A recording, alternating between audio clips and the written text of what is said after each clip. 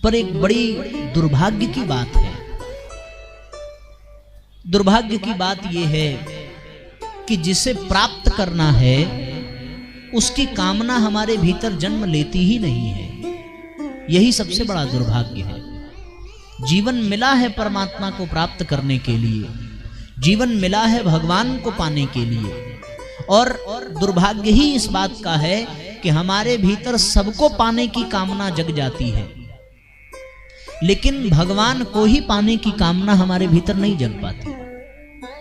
पूज्य गुरुदेव से हम जुड़ गए हैं तो गुरुदेव से सब कुछ पा लेने की कामना तो जगती है मन में, लेकिन गुरुजी ही मिल जाएं ये कामना बहुत कम लोगों के मन में जागृत होती है। उनसे प्राप्त हो जाए, भगवान से मिल जाए, पर भगवान ही मिल जाए ये कामना बहुत बहुत बिरले लोगों में ही जन्म लेती है, बहुत बिरले लोगों में। गीता में भगवान ने कहा है स महात्मा सुदुर्लभ, ऐसा महात्मा बहुत दुर्लभ है जो मुझे पाना चाहता है, जो मेरी कामना करता है। 7वें अध्याय के 3 श्लोक में भगवान अर्जुन से कहते हैं कि मनुष्याणाम सहस्त्रेषु, हजारों हजार मनुष्यों में कश्चित् यतति सिद्धये, कोई ऐसा ही सिद्ध हो पाता है।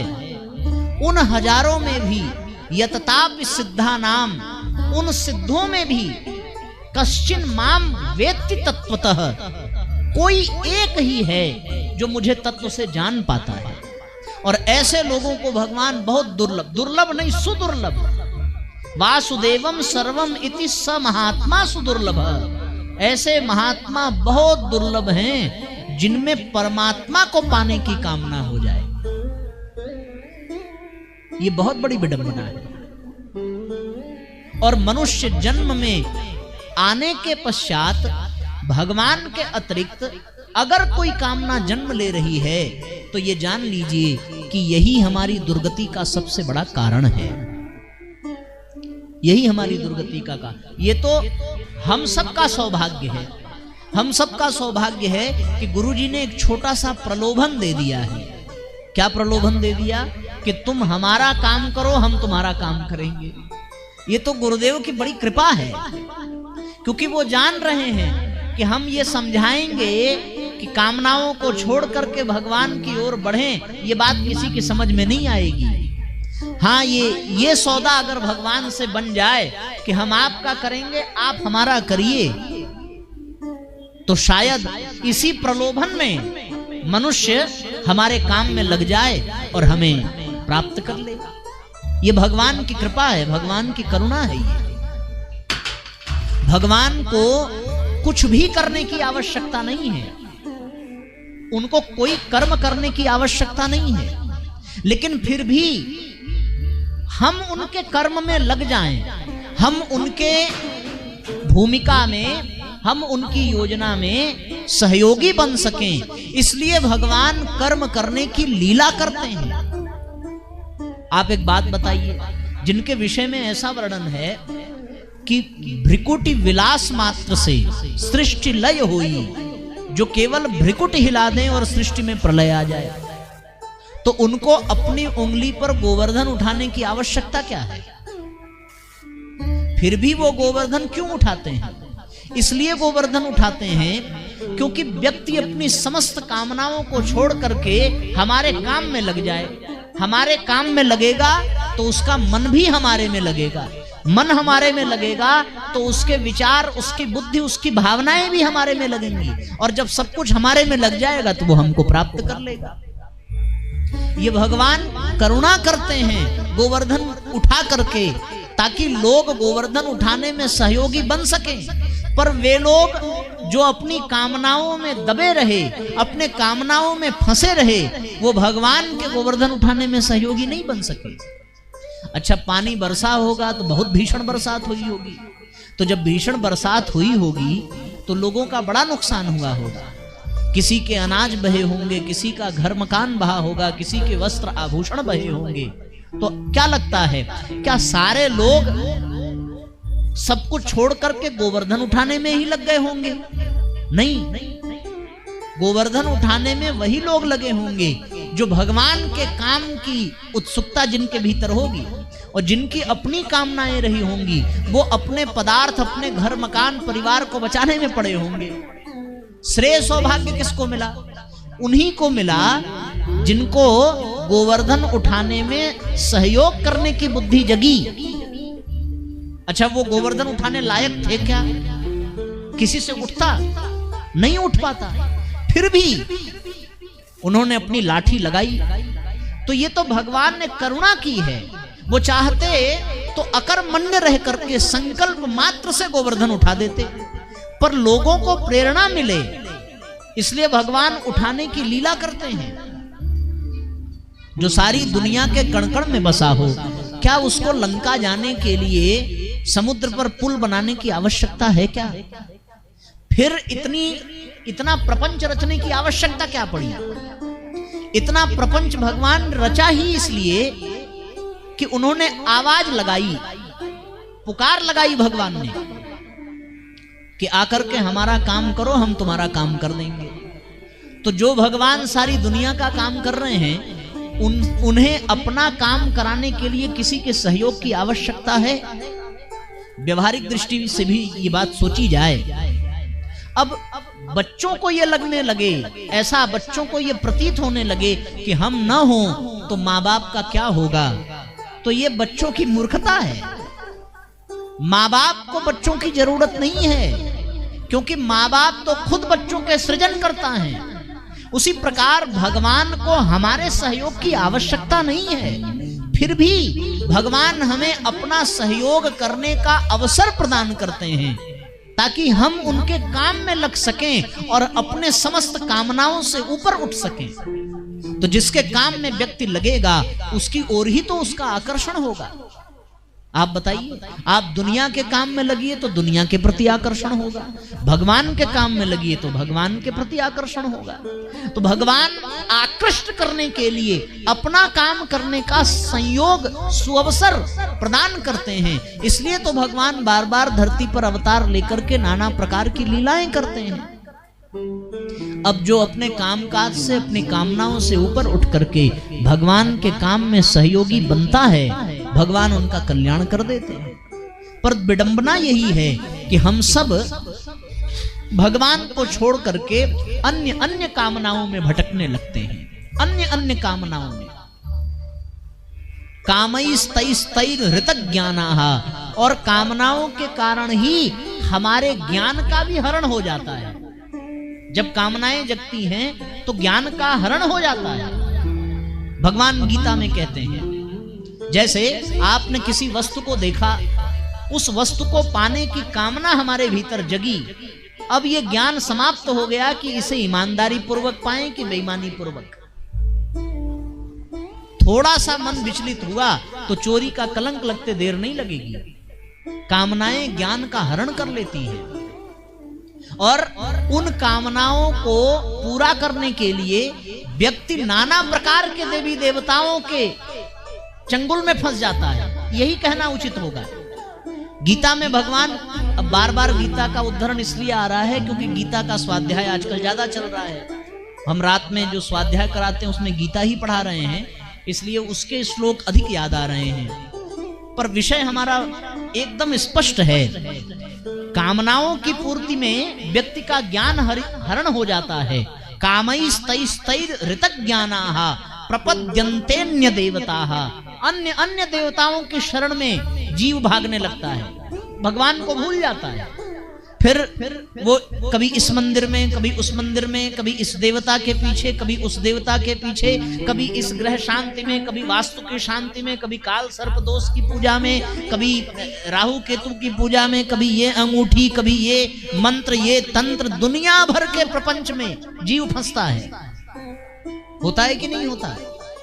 कभी यहां धागा बांधेगा तो कभी शिवलिंग पर ये पत्ता चढ़ाएगा तो इसको उलट करके चढ़ाइए, पलट करके चढ़ाइए, तो 4 बार बांधिए, 10 बार दूध चढ़ाइए। इन्हीं सब प्रपंच में पड़ जाता है। ये विधान गलत नहीं बनाए गए हैं, ये विधान सत्य हैं। अब आप जिन देवताओं की शरण में जाएंगे और उनके नियमों को पालन करेंगे तो उन देवताओं से जो लाभ आपको मिलना चाहिए वो मिलेगा भी, लेकिन फिर वो लाभ नहीं मिल पाएगा जिसके लिए ये मनुष्य जन्म मिला है। ये लाभ नहीं मिल पाएगा। उनके द्वारा मिलेगा कौन सा लाभ? अंते वत्तु फलम तेषाम, ऐसा लाभ मिलेगा जिसका एक न एक दिन अंत अवश्य हो जाएगा। उनसे जो लाभ मिलेगा वो नाशवान लाभ है, उसका नाश एक न एक दिन अवश्य हो जाएगा। लेकिन भगवान के द्वारा जो लाभ मिल रहा है वो लाभ क्या है? वो मोक्ष की प्राप्ति। भगवान क्या कहते हैं? सर्वधर्म परित्याज, सर्वधर्म, सभी धर्मों को त्याग करके मेरी शरण में आ जा, मैं तुझे मोक्ष प्रदान करूंगा, मुक्ति प्रदान करूंगा, मैं तुम्हारा काम करूंगा। इस वाक्य का अर्थ क्या है? हमारा काम है क्या? मैं तुम्हारा काम करूंगा, इस बात का अर्थ क्या है? अगर गुरुदेव ने कह दिया कि मैं तुम्हारा काम करूंगा तो ये हमारी मूर्खता थी कि हमने इस वाक्य का ये मतलब निकाल दिया कि गुरुजी हमारी नौकरी लगा देंगे, गुरुजी हमारा विवाह करा देंगे। ये हमारी मूर्खता थी कि गुरुजी हमारे बच्चे पैदा करा देंगे, गुरुजी हमारा ये ग्रह दूर कर देंगे। ये हमने इस वाक्य का गलत अर्थ निकाल लिया। जब गुरुदेव कहते हैं कि मैं तुम्हारा काम करूंगा तो इसका अर्थ यही है कि मैं तुम्हारा कल्याण करूंगा।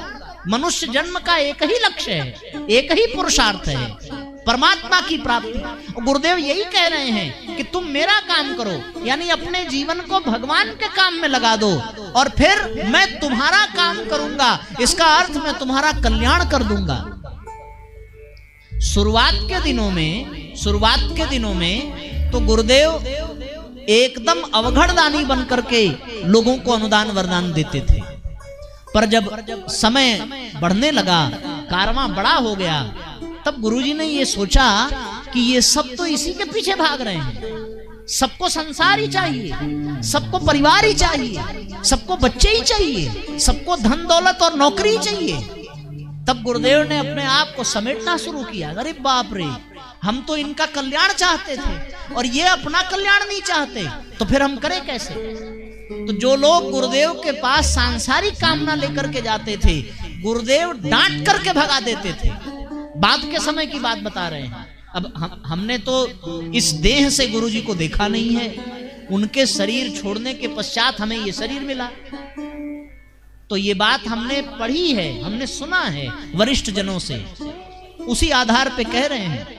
वही वरिष्ठ जनों के द्वारा सुनी गई बात ही हमारे लिए प्रमाण है कि गुरुदेव ने अपने आप को समेट लिया कि भैया अगर इस तरह की फालतू मनोकामनाएं हो तो माता जी के पास जाओ, हमारा समय व्यर्थ मत नष्ट करो। और वो डांट करके जब भगा देते तब माता जी दुलार पुचकार करके अपने पास बिठाती और छोटी मोटी जो कामनाएं पूरी होती कि भाई इसकी श्रद्धा बनी रहे, कदाचित इसी प्रलोभन में ये हमारे काम में लगा रहे, कुछ तो हमें अवलंबन मिले इसका कल्याण करने का।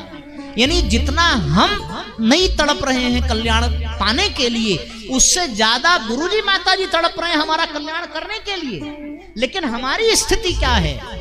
हमारी स्थिति ये है, कामैस्तैस्तैर् हृतक ज्ञानाः, हमारे ज्ञान का हरण हो चुका है।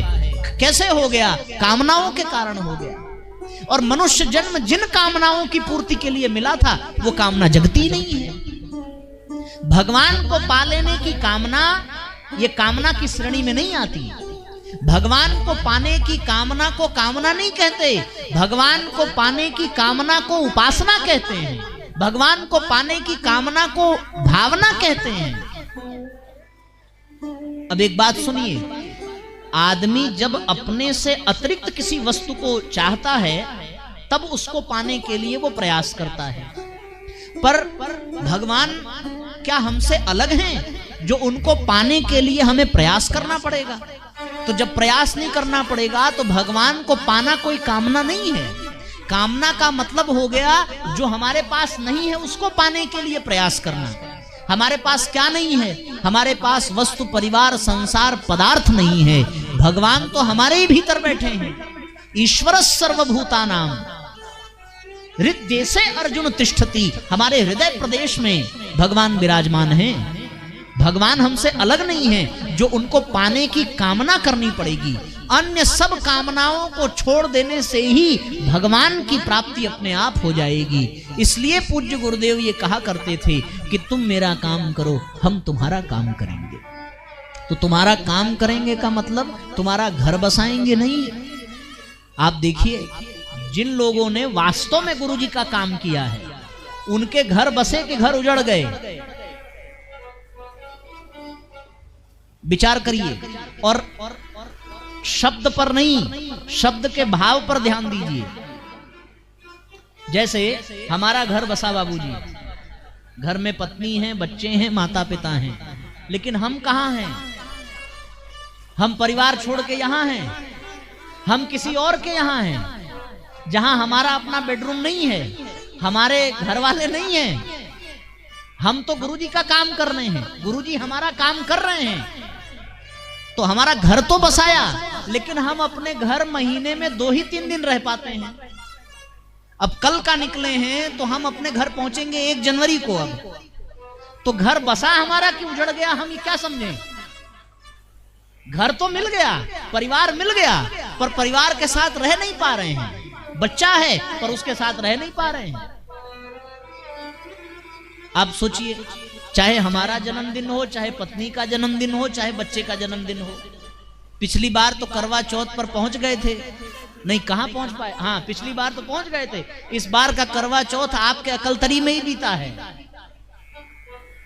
तो इसको क्या कहें? अब संसार की दृष्टि से तो यही कहा जाएगा कि घर बसा के उजड़ गया। ये गुरुजी का हम काम कर रहे हैं, तो गुरुजी काम हमारा कर रहे हैं, तो कौन सा काम? सांसारिक काम नहीं, हमारी चेतना का विकास हो रहा है, हमारे ज्ञान का विकास हो रहा है, हमारे अनुभव का विकास हो रहा है। चेतना की उत्कर्षता का काम कर रहे हैं गुरुदेव, आत्म कल्याण का काम कर रहे हैं गुरुदेव। जितने भी विषय विकार जमे हुए हैं उनको हटाने का काम कर रहे हैं गुरुदेव। गुरुदेव का यही काम है।